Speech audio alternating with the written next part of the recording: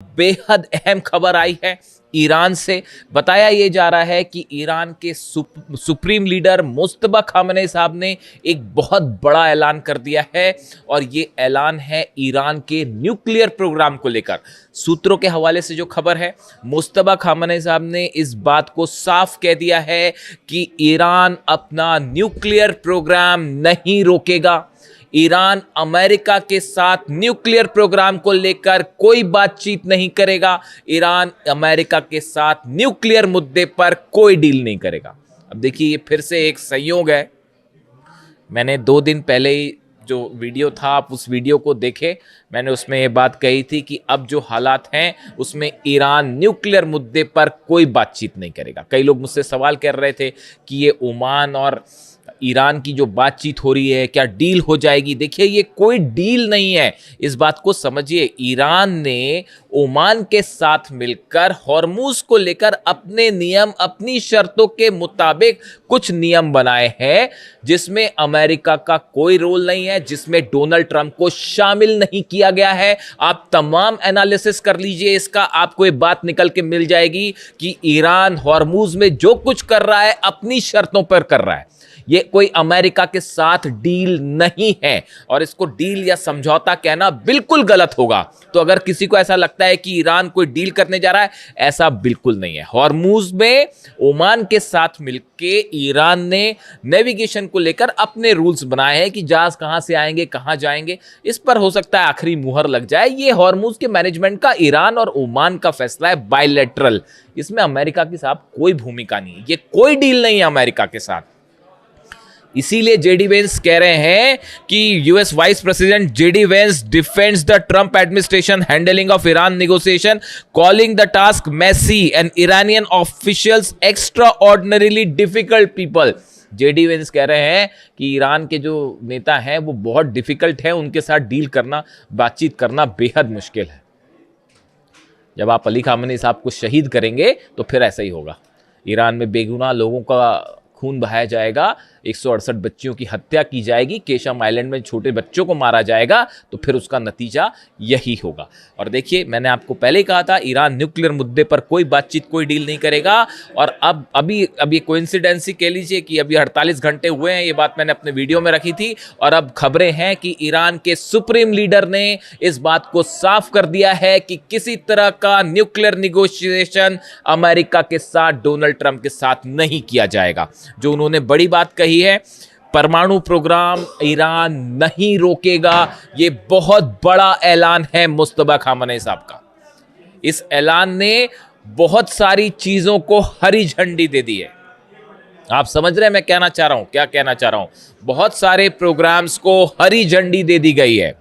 इसके साथ उन्होंने ये कहा, अमेरिका के साथ दबाव में किसी तरह की कोई बातचीत या डील नहीं की जाएगी। ये साफ ऐलान कर दिया गया है कि अमेरिका के साथ कोई दबाव नहीं चलेगा, अमेरिका का किसी तरह का कोई दबाव में कोई डील, कोई बातचीत नहीं की जाएगी। दूसरा बड़ा ऐलान है मुस्तफा खामनेई साहब का। तीसरा, ईरान की सेना हर हमले का करारा जवाब देगी।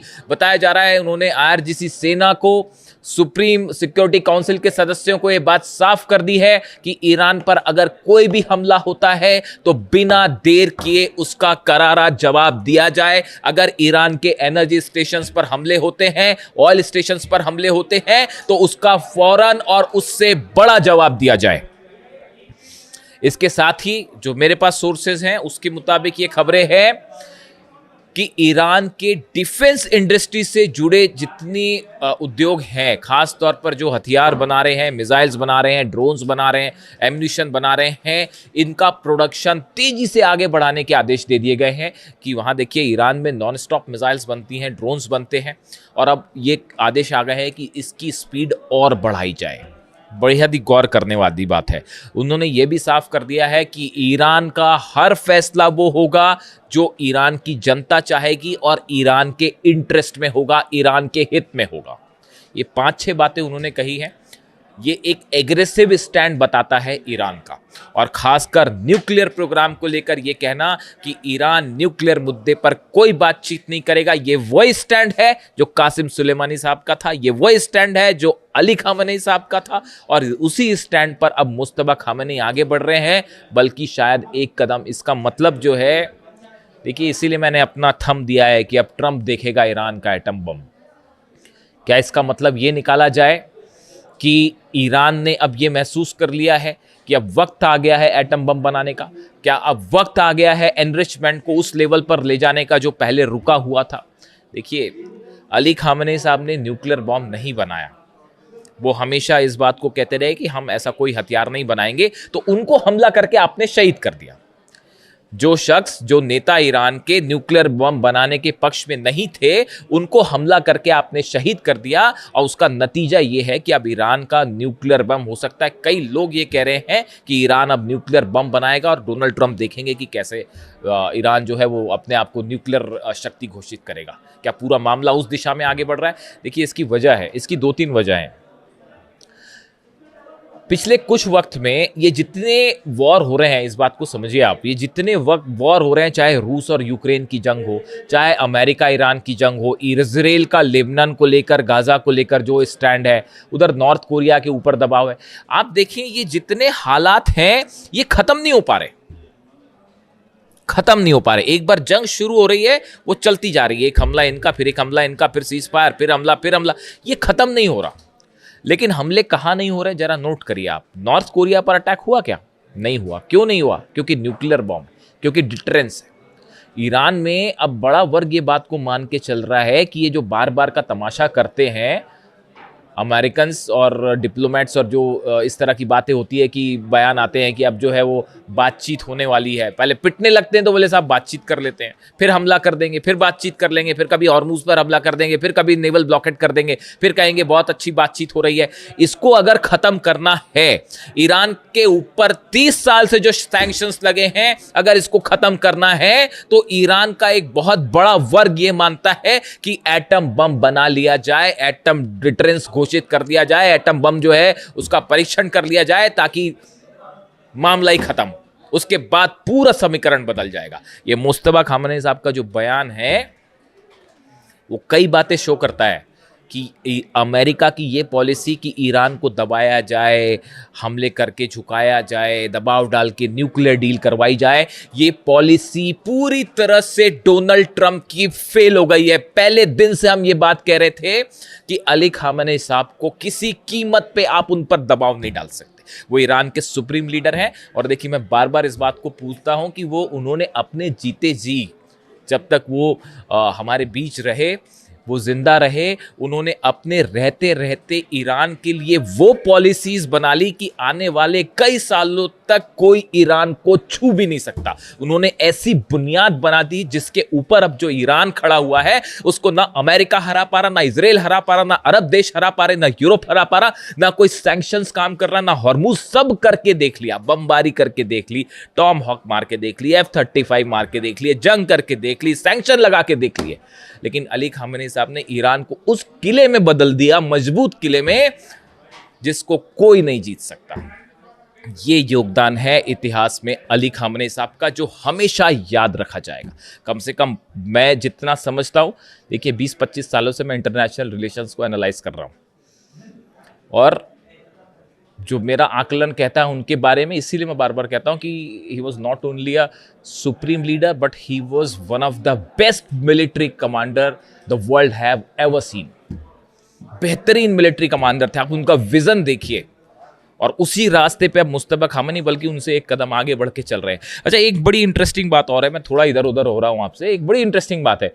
कल मैंने खबरें पढ़ी कि ईरान के राष्ट्रपति पेजेश्कियान साहब की सीक्रेट मुलाकात हुई मुस्तफा खामेनी से, और उनको एक कार में ले जाया गया, और कार में ले जाके कार के 2 डिस्टेंस में, मतलब आगे और पीछे हिस्से के बीच में पर्दा लगा हुआ था। मुस्तफा खामेनी साहब आगे थे और उन्होंने बात की है पेजेश्कियान साहब से, और बीच में पर्दा था और दोनों को आमने सामने नहीं करवाया गया, सिर्फ मतलब चेहरा नहीं देख पाए, सिर्फ बात की गई, और उन्होंने कई बातें कही पेजेश्कियान साहब को। इस तरह की खबरें हैं मीडिया में। अब जरा कॉमन सेंस लगाइए, ईरान के सुप्रीम लीडर की एक सीक्रेट मीटिंग होती है ईरान के राष्ट्रपति के साथ, इतनी सीक्रेट कि उसमें पेजेश्कियान साहब को जो है वो मुस्तफा खामनी साहब से आमने सामने वो मिले तक नहीं, सिर्फ उनकी आवाज सुनी, इतनी सीक्रेट मीटिंग। मुस्तफा खामनी साहब जिनकी लोकेशन के लिए CIA और मोसाद जो हैं वो बावले हुए जा रहे हैं पिछले कई महीनों से कि लोकेशन तो पता चल जाए, इस सीक्रेट मीटिंग की खबर दुनिया भर में फैल जाती साहब अखबार में। क्या ये संभव है?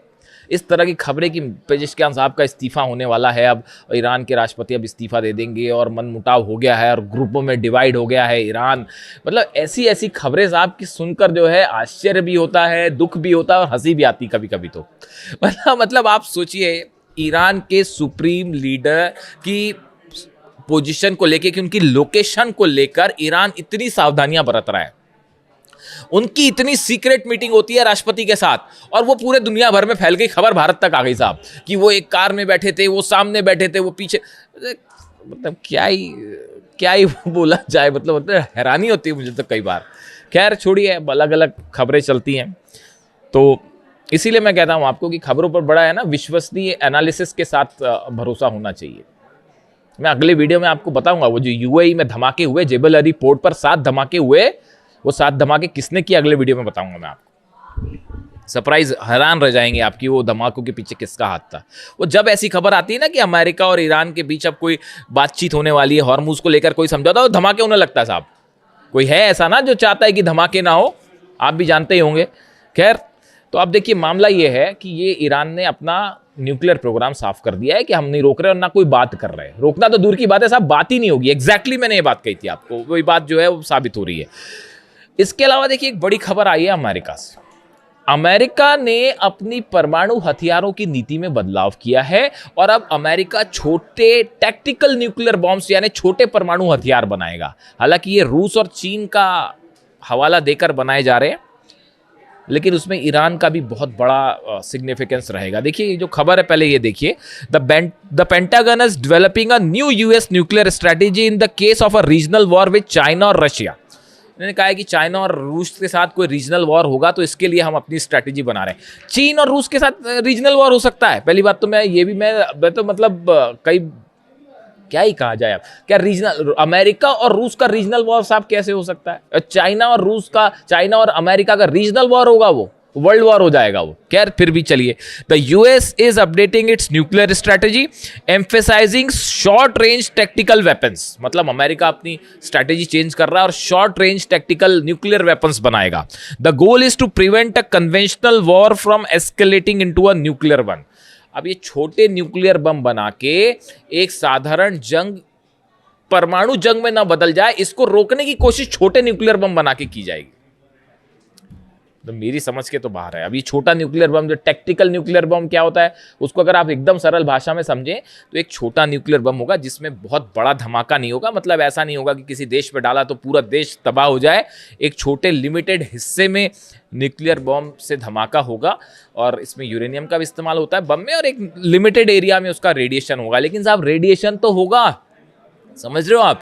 मतलब आप ये एक ऐसी बात कर रहे हैं, आप इसका इस्तेमाल करने का कोई सवाल ही नहीं उठता। आप छोटा न्यूक्लियर बम फोड़ें चाहे बड़ा न्यूक्लियर बम फोड़ें, उसका नतीजा वर्ल्ड वॉर होगा और मिनट्स भी नहीं लगेंगे कि नॉर्थ कोरिया से जो है मिसाइल दाग दी जाएंगी, रूस से मिसाइल दाग दी जाएगी, चीन से मिसाइल दाग दी जाएगी। This is just a failure policy. ये आप इस तरह की बात करना कि हम छोटे न्यूक्लियर बम बनाएंगे और इससे कोई बड़ी जंग रोक देंगे, आप छोटा बड़ा कुछ भी करिए, आपने अगर न्यूक्लियर बटन दबाया, सामने वाला देश रूस, पुतिन नहीं वेट करने वाले, ना जो है वो चाइना वेट करेगा, ना नॉर्थ कोरिया वेट करेगा। पता नहीं दुनिया में क्या क्या हो जाएगा। तो मेरे हिसाब से तो ये पॉलिसी अजीबोगरीब है बहुत ज़्यादा, लेकिन जिसने भी अब जो सोच रहा है इस पर, तो फिलहाल अमेरिका इस पर काम कर रहा है। इसके बाद ये सवाल उठने लगे अचानक कि क्या ईरान के लिए ये बनाया जा रहा है? तो ईरान पर आप न्यूक्लियर बम फेंकेंगे तो ईरान क्या करेगा फिर उस दौरान? ईरान क्या करेगा उस समय? ईरान जवाब देगा ना उसका। तो फिर इजराइल का आप जो है वो न्यूक्लियर स्टेशन जितने हैं वो कैसे बचेंगे? आप भी सोचिए जरा, अरब के ठिकाने कैसे बचेंगे? तो ये इसका पता नहीं मुझे क्या है इसका कैलकुलेशन, डिफेंस एक्सपर्ट ही बेहतर बताएं। लेकिन खबर तो खबर है, ये है मामला कि अब अमेरिका छोटे न्यूक्लियर हथियार बनाएगा। देखिए अब ये मामला जो है वो एक ऐसी जंग की तरफ बढ़ रहा है जिसका कोई हल नहीं है। इसका हल एक ही है कि अमेरिका, डोनाल्ड ट्रंप अपनी हार स्वीकार करें और हॉर्मुज छोड़ के निकल जाएं, अरब बेसिस खाली करें। यही ईरान चाह रहा है कि भाई आप भी शांति से रहो, हम भी शांति से रहो, हमारे मामले में आप मत दखल दीजिए।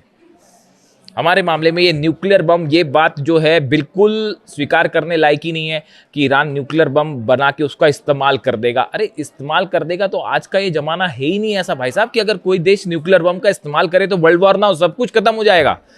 अब ऐसा थोड़ी कि रेडिएशन जो है अगर होगा मान लो तो रेडिएशन ये देखेगा कि नहीं मैं सऊदी की जो है वो लैंड में नहीं घुसूंगा, रेडिएशन मैं उसमें या यूएई में नहीं करूंगा या जॉर्डन में नहीं करूंगा या इजराइल में नहीं करूंगा या ईरान में नहीं करूंगा। रेडिएशन होता है, किसी भी तरह का रेडिएशन रूस भी खत्म कर देगा, यूरोप भी खत्म कर देगा, अरब भी खत्म कर देगा, इजराइल भी खत्म हो जाएगा।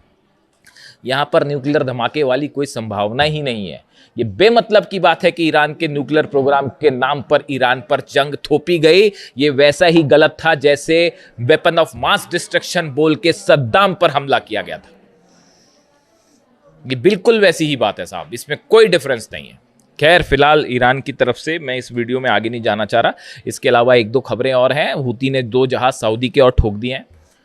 2 और जहाज़ों में धमाके की खबर है। कल तक 8 थे, आज के 2 और लगा लीजिए, 10 जहाज़ सऊदी के जला चुका है हूती। 2 जहाज़ों पे धमाके की खबर है। वैसे ही हॉर्मुज में भी जो 2 जहाज़ जो हैं वो ठोक दिए गए हैं और निश्चित रूप से ईरान की तरफ से ठोके गए हैं। 2 जहाज़ हॉर्मुज में जले हैं, 2 लाल सागर में जले हैं, 2 सऊदी के जहाज़ हैं, 2 ये जहाज़ हॉर्मुज में किसके जलाए गए हैं, जैसी जानकारी आएगी वो मैं आप तक पहुँचाऊँगा। और जो हूती की तरफ से कहा गया है tankers with ballistic missiles including डेसी in the Gulf of Aden and Wafa near Yanbu in the Red Sea, ये 2 जहाज़ों पर हमले हुए हैं। Saying the attacks are the part of maritime blockade campaign, ये हूती की तरफ से कहा जा रहा है। The group warned that the Saudi linked vessels would not be allowed to transit any key waterways until its demands are met. Houthi की तरफ से कहा गया जब तक हमारी शर्तें पूरी नहीं की जाती, हमारा जो ब्लॉकेड करके रखा है सऊदी ने खत्म नहीं किया जाएगा, तब तक हम ठोकते रहें। और इस बीच ईरान की तरफ से न्यूक्लियर पॉलिसी का बड़ा ऐलान, जो अब इस मामले को एक बड़े ऐसी जंग की तरफ धकेल रहा है जो बेहद खतरनाक हो सकती है। वीडियो कैसा लगा कमेंट करके ज़रूर बताइए। आपके हर कमेंट पे पढ़ने की कोशिश करता हूँ। Thank you so much.